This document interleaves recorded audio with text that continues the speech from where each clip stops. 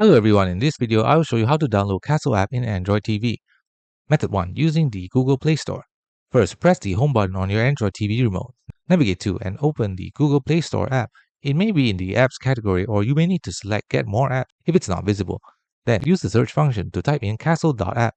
Next, select the Castle Make and Play app from the search results and to see its details. Finally, click Install to download and install the app. Method 2. Site loading with an APK file.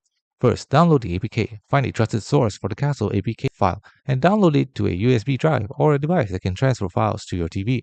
Next, enable unknown sources. Go to Android TV settings, find the security or privacy options, enable the Install Unknown Apps or Unknown Sources setting. You may need to grant the permission to your file manager or browser app, and finally transfer and install the file. Insert the USB drive into your Android TV or use a file sharing app to transfer the APK to your TV. Open the File Manager app on your TV and navigate to the APK file, and finally select the file and follow the on-screen prompts to install it. Thanks for watching. Don't forget to like and subscribe for more videos.